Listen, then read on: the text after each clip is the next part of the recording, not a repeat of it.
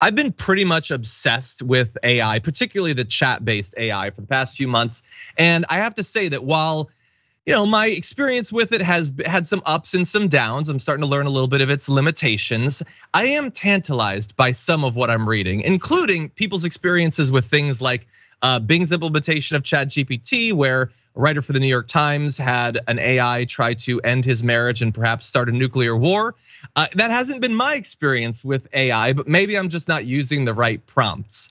Anyway, joining us now to discuss the state of the technology and where this might go, we're very lucky to be joined by author, technologist, and software engineer David Auerback. Welcome to the Damage Report. Hi, thanks for having me.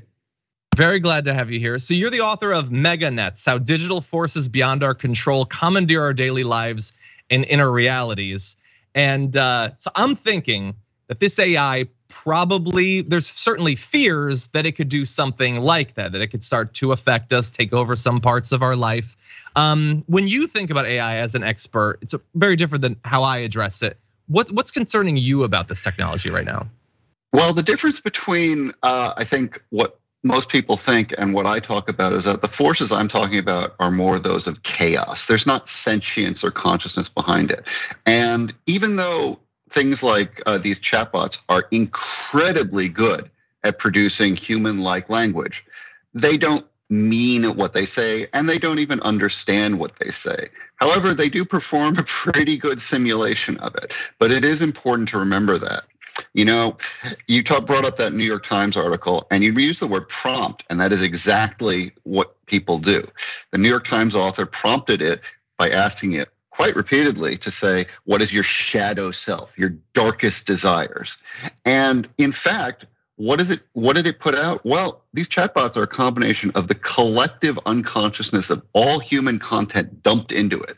So what it would put out is indeed, our collective nightmare of AI getting conscious. Later on, he said, oh, I trust you, I like you, tell me a secret. And it said, I love you. Why? Because he prompted it with that.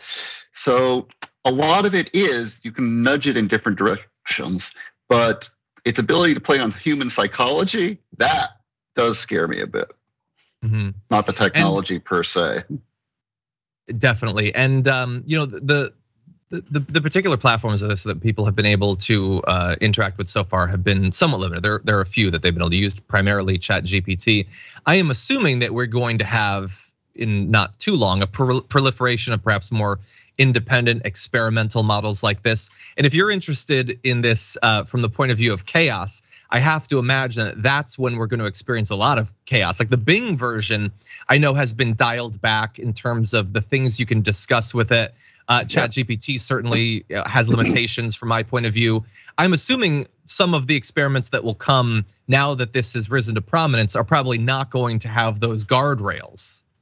Yeah, well, I don't think you can possibly expect that this technology is just going to remain in the hands of, fairly traditional large-scale corporations. Processing power gets cheaper by the day. So you can expect to see these things deployed in the same way that, you can now have agitprop AstroTurf content auto-generated on demand to say whatever you want. So, and yeah, certainly some of those uses are going to be pretty sketchy, I should say, sorry. If I'm a member of a cult, can I build a little chatbot to talk to people, empathize with them, and nudge them into, believing what I want them to believe? Yeah, that should definitely become possible. And again, we do that with humans now. It's just going to become increasingly possible to do it in an automated way because the technology has gotten good enough to fool people, not because the AI actually has some underlying consciousness. And I assume that you've got quite a bit of experience testing out these models. Yeah, yes, we've had some fun. My daughter and I have had some fun, yeah. So I'm curious, and as I said, we were talking before our interview, I never want to assume that people have too much experience with something like this. So from your perspective, we've had a lot of these like declarations of like coding is done as a human thing, like no one's gonna have to write a school paper anymore. From your experience so far, what are these tools actually skilled at doing? Not just producing a little bit of human-like speech that maybe is interesting, but that could actually be used to produce things? And what are some areas where you think perhaps it's more limited than people might suspect? The more sort of constrained the domain, the better it gets. We already see chatbots deployed in customer service contexts. They aren't that good, but we see them. When you go on Amazon, you complain about something, you have to talk to a chatbot first. Those will get better. Whether they will get good enough, I don't know. But we already, you see accounts tweeting that we take to be human, and it can be hard to tell. So contexts in which text is just being generated, well, yeah, a freshman level paper is probably going to be able to be generated by this thing. Mm-hmm. What can't it do? What it can't do is actually, it has trouble because there's no understanding behind it. It does have trouble explaining itself. I tried a lot to get it to tell jokes and then explain the jokes, and it was iffy in making jokes. It tended to come up with anti-humor a bit. Like I asked it to tell a shaggy dog story, and it told a joke about a man who buys a shaggy dog, and the shaggy dog doesn't do any tricks. And the pet store owner says, "Well, see, that's the thing. I didn't tell you. This shaggy dog, it's actually a shaggy dog story." And I was like, okay, that's kind of funny, I guess, maybe. But to say that ChatGPT understands why it's funny, it doesn't. And when I asked it to explain the joke, it just fell apart. So the more you ask it to explain and put together a more coherent worldview that requires contextual understanding and actually being in the world, that's where you see it fall apart. But in terms of text generation, you can have it generate papers with decent citations, and that I think you will see is going to be an issue. We're going to have to change our standards or raise our standards to avoid this happening, because I don't think it's going to be easy to identify it all the time.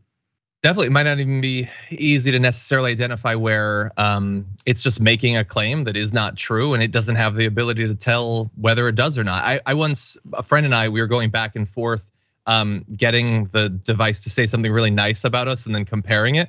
And it once told me that I was known for my deep love of music, which is very much not something that I'm known for, but it was sure that that was true. Yeah. And so in your book, you're talking about like how things can affect our inner realities. People take for granted that the things they see online are true, especially if it's this like well-funded digital AI. I feel like there's going to be a lot of trust of the things that it says.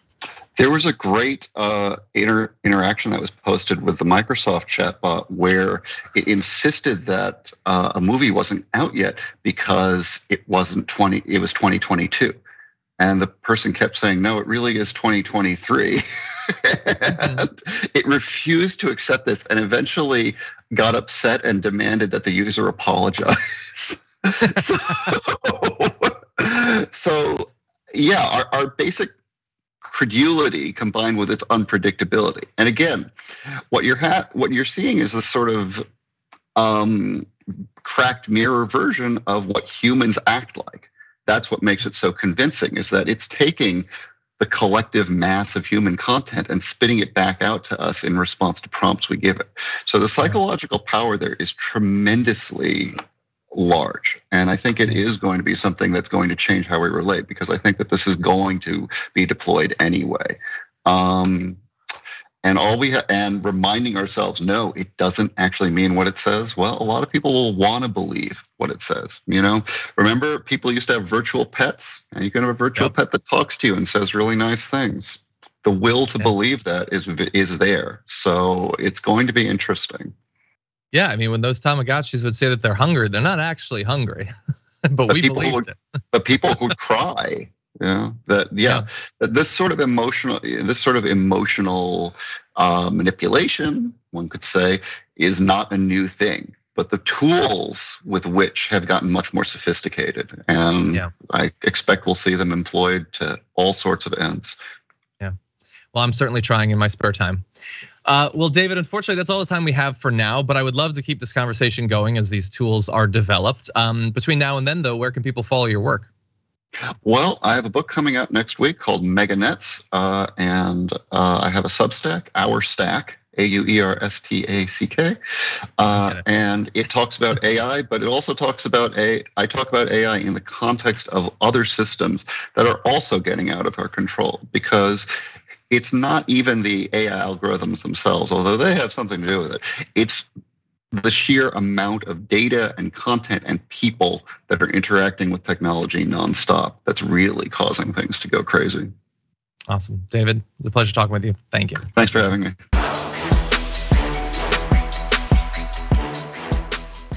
Check out the Damage Report podcast each day, wherever you get your podcasts, whether Pocket Casts or Stitcher or iTunes.